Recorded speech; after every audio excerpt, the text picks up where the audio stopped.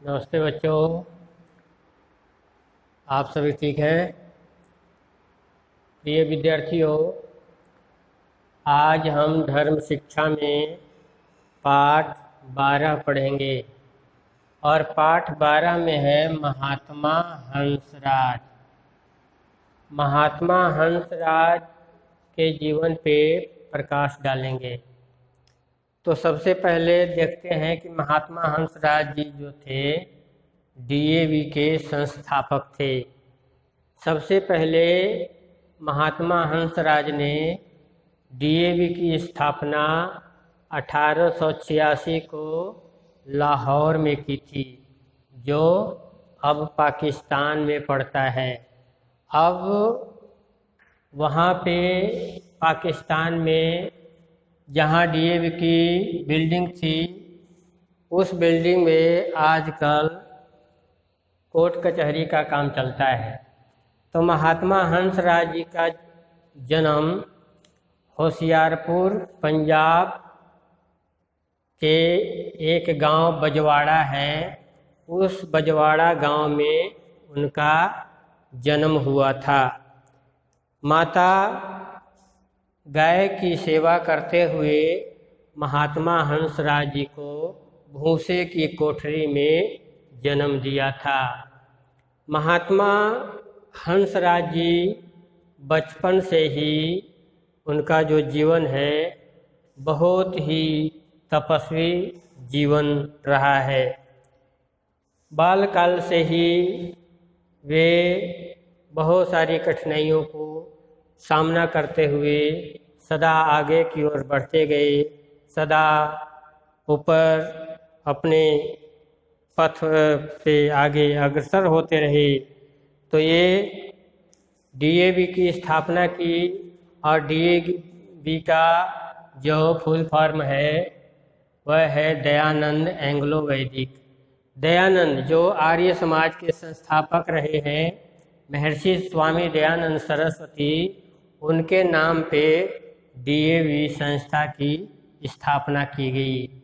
और डीएवी आज पूरे देश में अपने कार्य क्षेत्र को बहुत अच्छी तरह से निभाते हुए और निष्काम भावना को ध्यान में रखते हुए सारे अपने कार्य को किए जा रहे हैं।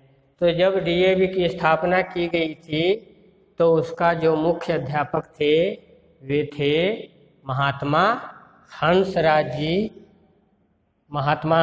बाकी और बहुत सारे आर्य जगत के विद्वान लोग थे, जैसे लाला लाजपत राय, पंडित लेखराम, पंडित गुरुदत्त विद्यार्थी आदि ने डीएवी की स्थापना में अपना अहम योगदान दिया है। तो महात्मा हंसराज जी डीएवी की सेवा निस्वार्थ भाव से बिना वेतन लिए की।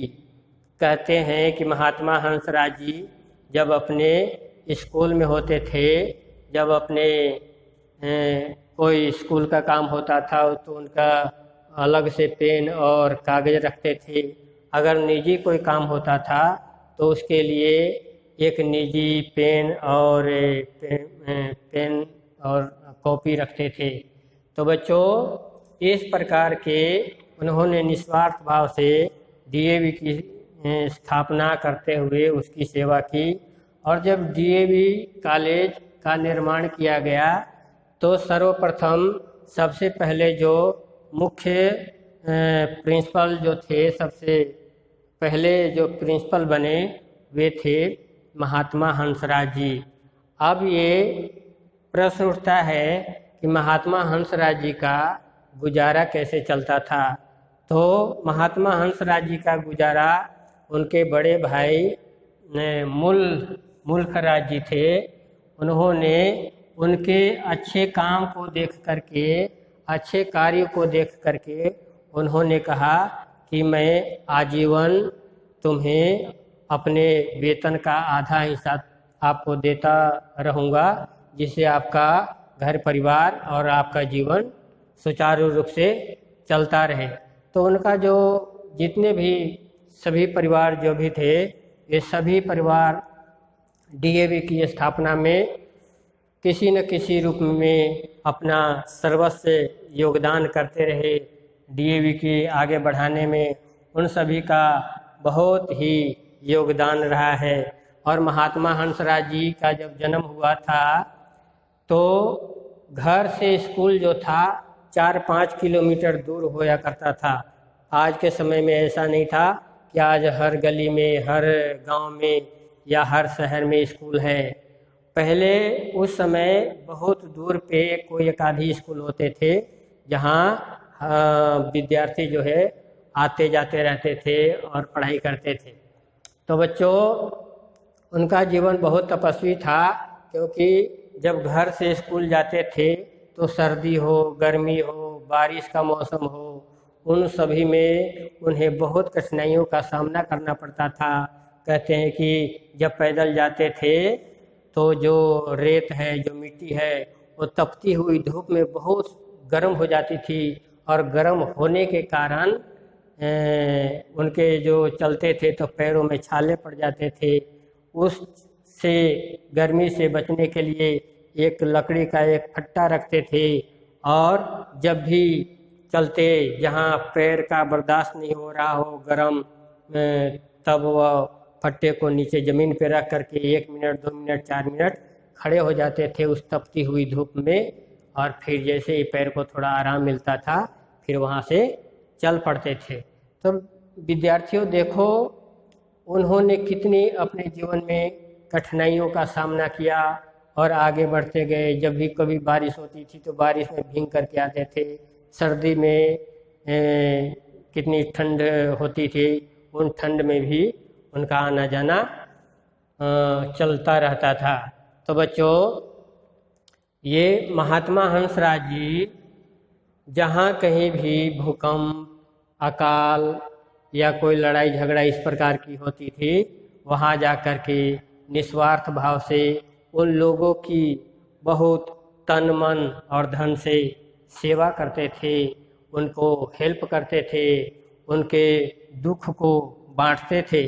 तो बच्चों, महात्मा हंसराज जी का जो जीवन है बहुत ही संघर्षशील जीवन रहा है और उन्होंने संघर्ष करते हुए आज आप सभी जिस स्कूल में पढ़ रहे हैं, जिस डीएवी संस्था में आप पढ़ रहे हैं, ये महात्मा हंसराज जी का ही देन है, जिन्होंने डीएवी की स्थापना करी और आप सभी को अपनी पुरानी संस्कृति, पुरानी सभ्यता और पश्चिमी सभ्यता जो भी है, इंग्लिश, हिंदी, उन सभी विषयों को लेकर के इस विद्यालय में पढ़ाया जाता है, जिससे बच्चे जो है अपने जीवन को संभालते हुए अच्छे अच्छे कार्य करते हुए और अपना जीवन व्यतीत करें।